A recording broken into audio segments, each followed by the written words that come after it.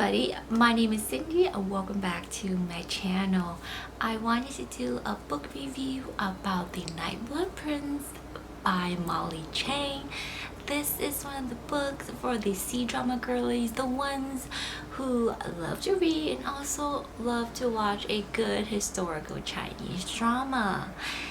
This is set in medieval or historical China time where the emperor has all the power and women are placed on the bottom of the food chain. We meet Faye, who was foreseen on the night of her birth to have a very bright future in that she will be the empress of all emperors, and whoever marries her will become the emperor of all emperor, and she will unite the kingdom. Hearing this, the emperor decided to arrange a marriage between his son, the crown prince, Si Wang, and Faye.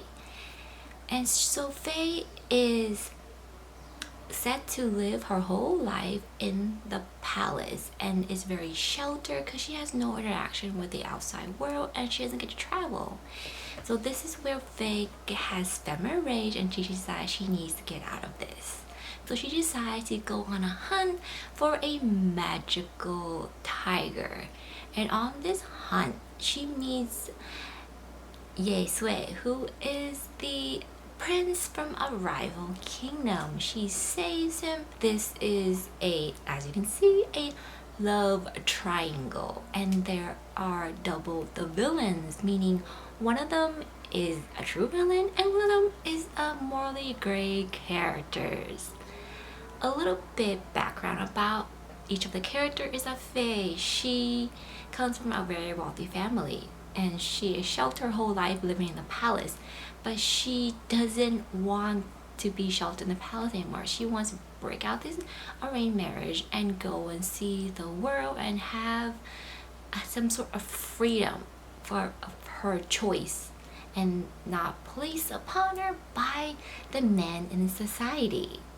We have Prince Si Wang, her betrothed, who is very charming, but at the same time he has a sort of ruthlessness in him where he's not afraid of how much blood he has on his hands from all of the lives he took.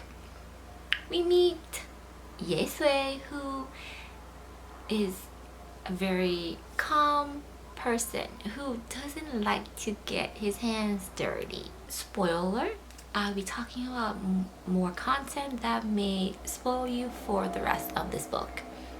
So the love story in this book is a little complex from what I see because it's obviously a love triangle. And from the very get-go, you had a feeling that Faye, she has some sort of a feelings for the crown prince. She placed him on a pedestal from the very beginning, but she realized that he only loves her because of her title and the prophecy in that he will become a crown prince or an emperor when she marries him, and she doesn't want that. She wants him to love her for her, so she decides to break that engagement. And then she meets Ye Sui. And this man loves her for who she is. He was willing to give her the freedom she wanted. But he wanted control of her too. And she didn't want that. The part that really got me scratching my head and really just pulling my hair out was when she meets him at the army base again, because there's a war and all male in the population has to be drafted. She pulled a Mulan and dressed up as a man in order for her father to not go. And homegirl just literally falls for the crown prince. They have a one night stand and now she's like in love with him. I think the love for him really ended when she found out from Ye Sui how the crown prince has been lying to her, and how this war there was gonna be peace, but the crown prince didn't want peace. He wanted to keep fighting. And from Suwang's letter, he kind of blames her for this war. He told her, I'm doing this war for you. And she's like, no, you do not use my name for this war. That was when she was like, I'm done, Sui. That's why she went into battle in between Crown Prince and Yesue to tell him, stop it. Stop it. You need to sign the peace treaty. This has to stop right now. I think she will develop feelings for Yesue, who is morally great. He wants the best for his kingdom, but he wants what's best for her as well. He is thought of as a villain because he has magical power and he's on the rival kingdom. And at the end of the book, we see that Faye and Yesue are on a journey to find out about their prophecy, because not only does Faye have her own prophecy, but so does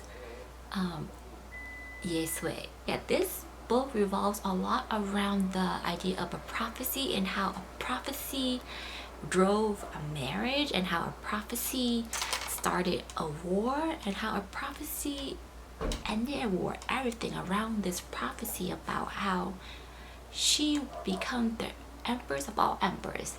The prophecy that we led to the idea of more power and control. Get it? I gave the Nightblood Prince a 4 out of 5 rating. I thought it was a really good read. Thanks for watching, and stay tuned for upcoming videos, and I will see you soon. Bye!